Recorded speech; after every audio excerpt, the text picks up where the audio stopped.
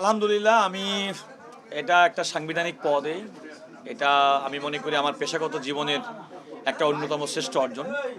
আমি মহান রব্বুল আলমিনের প্রতি অশেষ কৃতজ্ঞতা প্রকাশ করছি এবং আগামী দিনের পথ চলার ক্ষেত্রে কাজ করার ক্ষেত্রে আমি আল্লাহ তাআলার সহযোগিতা কামনা করছি। আমি মনে করি যে এই দায়িত্ব পালন করার জন্যে যারা আমার উপর আস্থা রেখেছেন তাদের প্রতি কৃতজ্ঞতা প্রকাশ করছি এবং আমি এমন একটা সময় দায়িত্ব পালন করছি যে সময় 5ই আগস্ট পরবর্তী নতুন বাংলাদেশের স্বপ্ন দেখছেন এবং 12ই ফেব্রুয়ারি একটা অবাধ সুষ্ঠু নিরপেক্ষ নির্বাচনের মাধ্যমে জনাব তারেক রহমানের নেতৃত্বে নতুন সরকারের পথ চলা শুরু হয়েছে এবং মানুষ মনে করে যে সর্বক্ষেত্রে জনাব তারেক রহমান ইতিমধ্যে মানুষের মধ্যে যে ইমেজ সৃষ্টি করেছেন আমাদের বিচারাঙ্গনও একইভাবে সেভাবে কাজ করুক। তো সেই প্রত্যাশার জায়গাটা পূরণ করাটা হবে অন্যতম লক্ষ্য, যেন মানুষ মনে করে যে না, বাংলাদেশের রাষ্ট্রের পক্ষে যারা দায়িত্ব পালন করব আদালতে এবং রাষ্ট্রের পক্ষে সরকারকে মতামত অপিনিয়ন দেওয়ার মাধ্যমে, সেক্ষেত্রে যেন আমরা সততার সঙ্গে মানুষের জনকল্যাণটাকে বিবেচনায় নিয়ে আমরা কাজটা করতে পারি। আমি মনে করি সেক্ষেত্রেই আমাদের অন্যতম উদ্দেশ্য হবে যে বিচারপ্রার্থী মানুষের যেন ন্যায় বিচার সুনিশ্চিত করা, রাষ্ট্রকে ডিফেন্ড করা, রাষ্ট্রের স্বার্থ হানি হয় এমন কোনো কাজের মধ্যে যেন কেউ মানে লিপ্ত হতে না পারে সেটাকে প্রতিহত করা।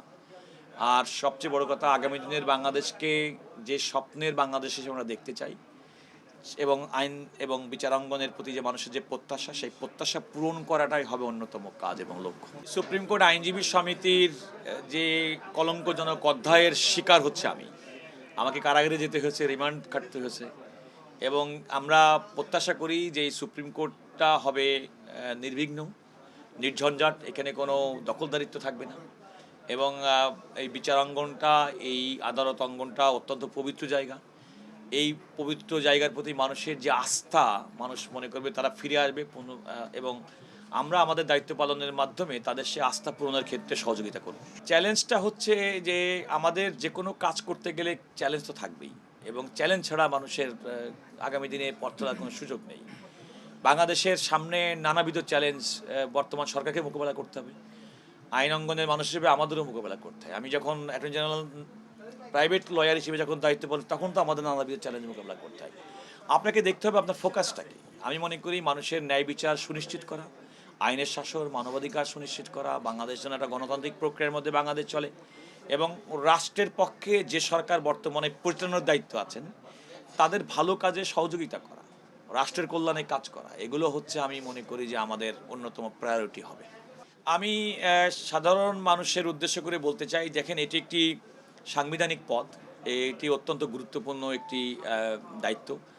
আমি সাধারণ মানুষ, বিচারপ্রার্থী মানুষের কাছে বলবো যে আপনারা আমাকে দোয়া করবেন আর আপনাদের প্রতি আমার অন্যতম আহ্বান থাকবে যে আপনারা বিচারপ্রার্থী হয়ে যখন আসবেন কোনো আইনজীবীর কাছে, একজন প্রকৃত আইনজীবীর কাছে যান, কোনো টাউট বাটপাড়ের পাল্লায় আপনারা পড়বেন না।